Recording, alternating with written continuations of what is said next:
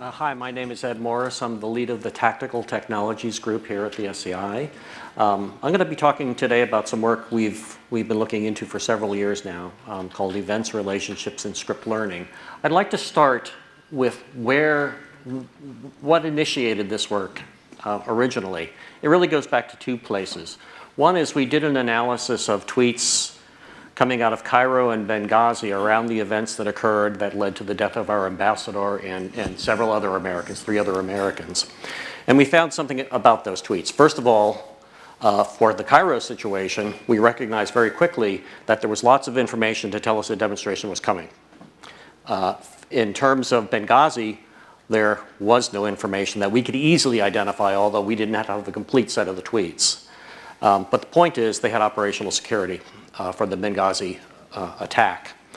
The other thing that kind of started our work is that we were speaking with some analysts at various places around the DoD, and they informed us that analysts are not necessarily the people we think they are. Often they're relatively young people who have a relatively low level of experience in the activity. And they're getting increasingly large volumes of textual data and also visual data to analyze. And they're having a hard time doing it sometimes because they can't apply the right resources and the resources are not experienced enough. So the trick is, can we provide some capability to extract information from text to make the analyst's jobs easier? Ultimately, if we can recognize patterns within that text, that is even better. So that's where this work came from. Basically, we're trying to do several things. First, extract information about events from textual data. And second, we're trying to relate those events in the form of what we call scripts. But you can think of them as patterns of life, or TTPs are effectively a form of a script as well. At least it's, some aspects of them are forms of scripts. So if you can recognize these things in text, it tells you a lot about textual information. It tells you a lot about what's going on. For FY17, we actually had 4 activities. We tried to extract event information from unstructured text sentences. We were relatively unsuccessful at that, so we flipped over to doing some support for a program called Beamit and Cornerstone, which is out of DITRA. We also looked at extracting structured information from complete documents, which gave us the advantage of being able to use the context of the entire document as opposed to just the specific information within a sentence of text. And also, we continue to push along the route of extracting information from Twitter. But one of the key problems of Twitter is, can you trust what you're seeing? And it turns out that redundancy can help you. The fact that there are many tweets that carry information about the same thing can be very, very useful. And that work is actually done in accordance with Dr. Alan Ritter at OSU. I'm not going to talk about that today, but there is a link to a running prototype of that work. Okay, first we'll talk about unstructured text. The key is to extract the words that are the key triggers that represent the events. In the sentence down below, there are 2 triggers. One is conviction, and one is a sentencing trigger. So there are 2 key events that occur in this sentence. Once again, the trick to the whole thing is recognizing those words and then figuring out what the arguments are to those words. The first approach we took was to try to replicate basically state-of-the-art trigger identification technology. And the interesting thing is we got pretty close, but we can't do an exact replication. And the question is why? I think this is very common in machine learning research, but if we have slightly different training data, slightly different test data, or because it's an academic exercise that we're trying to duplicate, if we have a slightly different algorithm, in any of those cases, we could be wrong. Or if we did pre-processing slightly different than the people that ran the study. So in either case, either the original reported results or our replicated results, there are a significant number of false positives and false negatives. So then we tried to apply a state-of-the-art trigger identification strategy using bidirectional long short-term memory capability. The key here to that technology is you're using information about both past states and future states to pick the best thing. We effectively had results very, very similar to what the replicated study we tried to do, or with the replication we did. Slightly better, but I wouldn't I wouldn't raise a flag to that at this point. The bottom line is neither technique, from my perspective, performs accurate enough trigger identification to be successful. So at that point, we switched the work. Oops, I'm sorry. We didn't quite switch the work yet. We also tried to say, assuming we can extract the triggers, how successful could we be at classifying these triggers? Because we were not successful at extracting triggers, the classification levels are relatively low. However, if we have perfect trigger identification, they're pretty good. So if we can ever extract the triggers, we can classify what those triggers represent pretty effectively. So we redirected the effort to support a program called Beamit and Cornerstone, which is the kind of the extension to that work. Beamit is a compendium of information about biological holdings worldwide. And our DITRA is trying to find out who has what and potentially why and where and who's there and what equipment they have and all of those things they need to know before they send people into that country, or whether if there's a coup or what have you in those countries, what do they need to begin to protect. So currently, to extract information about a single site takes roughly a week of an analyst staring at data. What Cornerstone's objective is to automate that ingest of data. So you'd have machine learning algorithms that are extracting information from textual sources like PubMed, which is a publicly available compendium of biological information, data from of papers being published. And then they could provide this information to an analyst who could say, yeah, that's right or that's wrong. That's important to include, that's not important to include. So it's kind of an adjudicator. But the key is they want these algorithms coming from all over the world. Not just from the SCI, they want not just from the US, but also from our allies who are also working in these areas. And they'd like this to be a shared resource among our community. So we have two roles. First is we're doing some prototyping of NLP algorithms for Cornerstone, but that's not the key role, ultimately.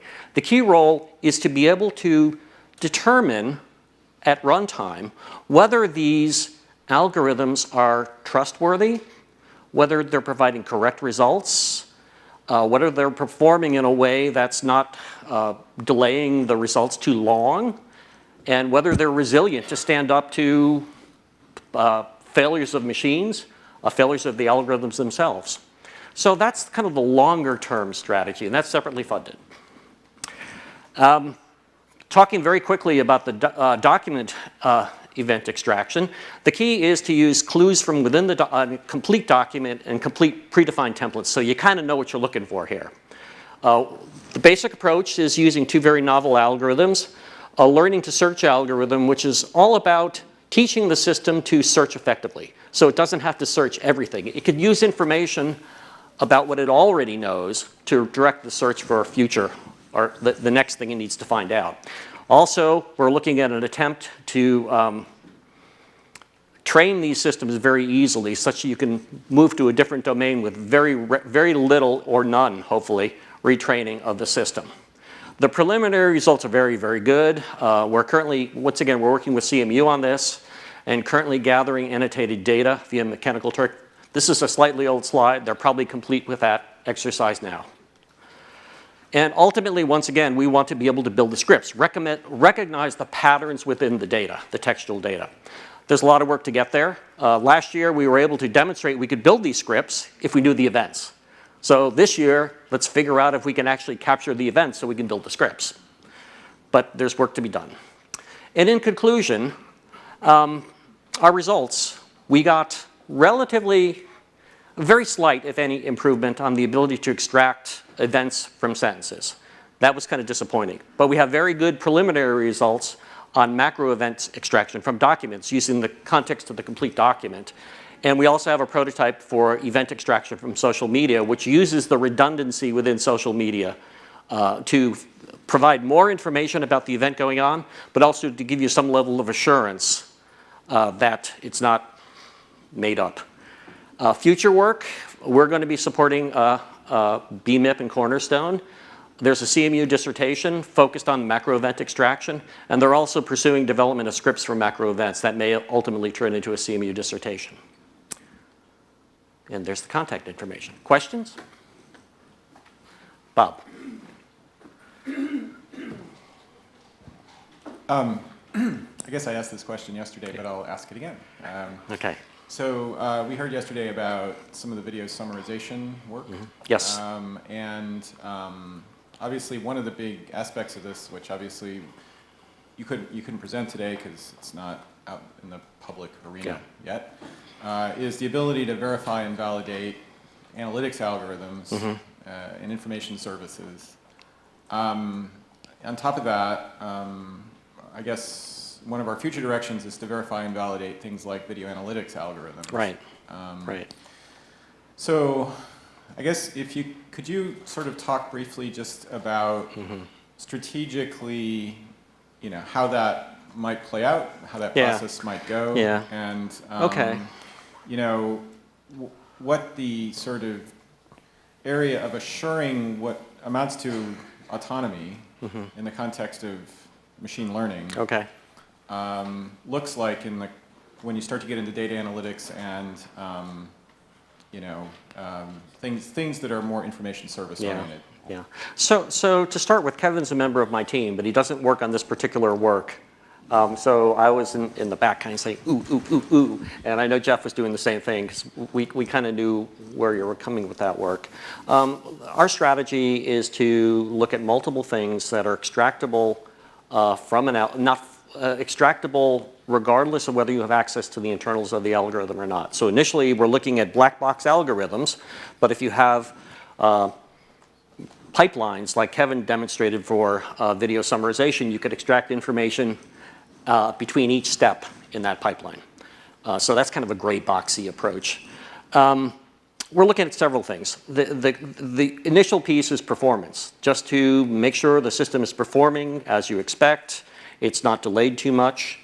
And historically, the performance is consistent. So you can imagine some kind of graph that's presented to the user to provide that information. Correctness is a harder thing. How do you know these machine learning algorithms are correct? Well, you can do several things. You can determine whether the input data is consistent with the training input data. There are techniques like Hale divergence that allow you to do some of that stuff. You can also insert into the analysis stream information, frames, videos with known correct results at various times. And therefore, you can make sure that at least on those inserted components, you're still processing correctly, right? You can also do things that are complete test retest, where you can do it in real time effectively. So you can have a version of that system running out of the main pathway, and you can do a retest against that system based on original data. Those are three possibilities, but there are others also. The next thing we'd like to be able to have a better handle on is confidence. And there's a whole DARPA program called Explainable AI that's focused there. There's one particular piece of work that I find very interesting, and it's something called LIME. I don't remember the names of all the authors, so I won't try. But the interesting thing about LIME is it works from a black box standpoint. So it just is sampling the input and output results, and then it's performing some magic to get a local description of why the system classified one thing in a certain way. So some of you have probably seen this before, but why does the system classify a dog playing guitar as a dog, right? Well, it's looking at certain things, and those things can be presented to the analyst to establish confidence that the system is performing correctly. The same thing works with text. What are the particular things in a body of text that led to this conclusion? It's not a global answer, but it's a very local answer to a given data point, but it provides that confidence. Also, good performance provides confidence, correctness provides confidence, resilience also provides confidence. I mean, if the system is going to crash, that's a problem. It's probably far better, at least initially in our world, to have algorithms that are produced by other people but are redundant. So you can combine results, you can do diffs against results, you can do unions, intersections of results, what have you. And those are ways we can do that. But I think I'm way over time, I'm sorry. I'm answering Bob's question though, so it's okay. I think there's opportunities to, in the same basic strategy, non-interference but extracting information, there are lots of other things that can go in too. So you could have a service that, for example, the code has been verified at some point. Verification can be part of that. So over the long term, that's kind of where we'd like to head. Does that? Still on? Yeah. Okay. Yeah. So this is an interesting concept, and verification as a service is kind of a theme that's worth thinking about, because so many of the things that we're going to be consuming as the DoD are going to be information services, and our ability to understand how the performance of those things really works, particularly if they're from vendors that we have no other access to, will be critical, I think. Yeah. And what we're doing particularly for BMIP is slight modifications to the adjudicator to save both the positive results and the negative results, because those negative results provide a lot of information about performance. So, thank you.